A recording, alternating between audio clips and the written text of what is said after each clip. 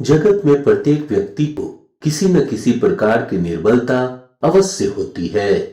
जैसे कोई बहुत तेजी से दौड़ नहीं पाता, तो कोई बहुत अधिक भार नहीं उठा पाता, कोई असाध्य रोग से पीड़ित होता है, तो कोई पढ़े हुए पाठ को स्मरण में नहीं रख पाता।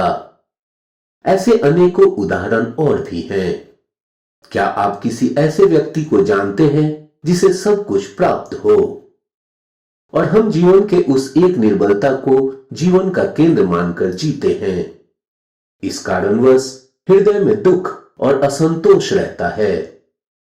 सदा निर्बलता मनुष्य को जन्म से अथवा संजोग से प्राप्त होती है, किंतु उस निर्बलता को मनुष्य का मन अपनी मर्यादा बना लेता है। किंतु कुछ व्यक्ति ऐसे भी होते हैं जो अपने पुरुषार्थ और श्रम से निर्बलता को पराजित करते हैं। क्या भेद है उनमें और अन्य लोगों में? क्या आपने कभी विचार किया है?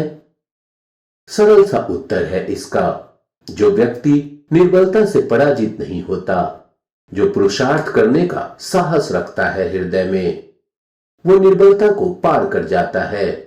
अर्थात निर्बलता ईश्वर ही देता है, किंतु मर्यादा मनुष्य का मन ही निर्मित करता है।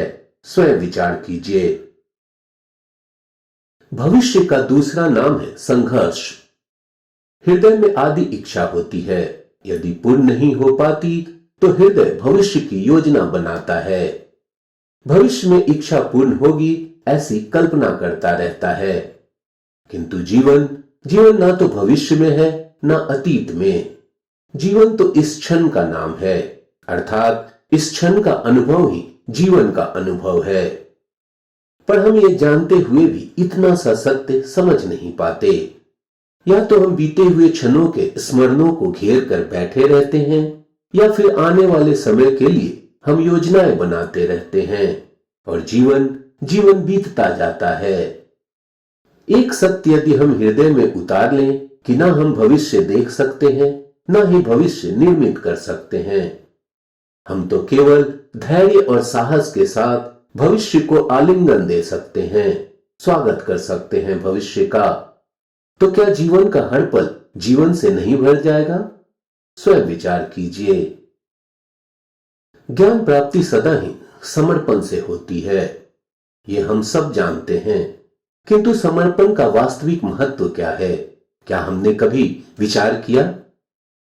मनुष्य का मन सदा ही ज्ञान प्राप्ति में विभिन्न बाधाओं को उत्पन्न करता है। कभी किसी अन्य विद्यार्थी से ईर्ष्या हो जाती है, कभी पढ़ाए हुए पाठों पर संदेह होता है, और कभी गुरु द्वारा दिया गया दंड मन को अहंकार से भर देता है। क्या ऐसा नहीं होता? न जाने कैसे कैसे विचार मन को भटकाते हैं, और मन की इसी अयोग्य स्थिति के कारण हम ज्ञान प्राप्त नहीं कर पाते। मन की योग्य स्थिति केवल समर्पण से निर्मित होती है। समर्पण मनुष्य के अहंकार का नाश करता है। ईर्ष्या, महत्वाकांक्षा आदि भावनाओं को दूर कर हृदय को शांत करता है और मन को एकाग्र करता है। वास्तव में ईश्वर की सृष्टि में न ज्ञान की मर्यादा है न ज्ञानियों की। गुरु दत्तात्रेय ने तो गाय और स्वान से भी ज्ञान प्राप्त कर लिया था। अर्थात विषय ब्रह्म ज्ञान का हो या जीवन के ज्ञान का, या गुरुकुल में प्राप्त होने वाले ज्ञान का, उसकी प्राप्ति के लिए गुरु से अधिक महत्व है उस गुरु के प्रति हमारा समर्पण। क्या यह सत्य नहीं? प्रत्येक मनुष्य के जीवन में ऐसा क्षण अवश्य आता है जब सारे स्वप्न, सारी आशाएं, सारे दृश्य ध्वस्त हो जाते हैं। जीवन के सारे आयोजन ही बिखर जाते हैं। एक ओर धर्म होता है और दूसरी ओर सुख। इसी को धर्म संकट कहते हैं। जब धर्म का वहन ही संकट और धर्म का त्याग ही सुख। विचार कीजिए। कभी स्वजन के विरुद्ध सत्य बोलने का अवसर प्राप्त हो जाता है, कभी ठीक दरिद्रता के समय सरलता से पूरी करने का मार्ग प्राप्त हो जाता है, कभी किसी शक्तिशाली राजनेता या राजा के कर्म कार्य का अधर्म प्रकट हो जाता है। सबके जीवन में ऐसी घटना बटी ही रहती है। अधिकतर लोग ऐसे ही क्षण को धर्म संकट के रूप में जान ही नहीं पाते। हमें किसी प्रकार के संघर्ष का अनुभव ही नहीं होता।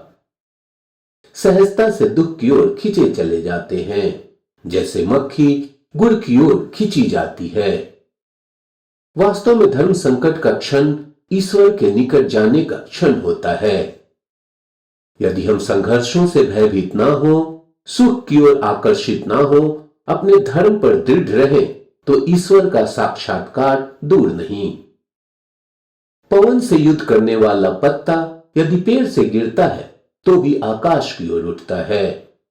पवन से झुकने वाली घास वहीं भूमि पर रह जाती है। अर्थात धर्म संकट से अगर हम संकट को ही टाल दें तो सुख तो मिलता है, जीवन बढ़ता है, किंतु क्या चरित्र नहीं टूटता? क्या आत्मा दरिद्र नहीं हो जाती? क्या ईश्वर से अंतर नहीं हो जाता? स्वयं विचार कीजिए।